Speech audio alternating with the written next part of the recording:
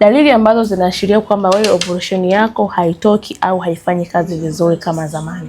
Dalili ya kwanza kabisa ni kupata period ambayo inakuwa ina mabonge ya damu kama vile maini, lakini pia ni kukosa period, yani kwa mwezi unaweza usingie period kabisa mpaka mwezi wa pili mpaka miezi minne, lakini pia ni kupata period ambayo inakuwa inarukaruka. Hiyo ni dalili ambayo inaashiria kwamba ovulation yako haifanyi kazi vizuri ama haipevuki. Lakini pia kukosa ute wa siku za hatari ama ule ute ambao mwanamke anatakiwa upate wakati wa kushiriki tendo la mwenzako, yani kuwa na uke mkavu au kukosa hisia. Hii pia inaashiria kwamba ovulation yako haifanyi kazi kama zamani, yani imeathirika, na hii upelekea mwanamke ugumu sana kuweza kupata ujauzito. Sasa basi, chukua namba yangu ya simu kama unapitia changamoto ya ovulation, ili nikupatie tiba au package kwa ajili ya kutibu changamoto yako. Neema na Uzazi nimewasiliana na wengi sana ambao na changamoto za uzazi kama za kwako.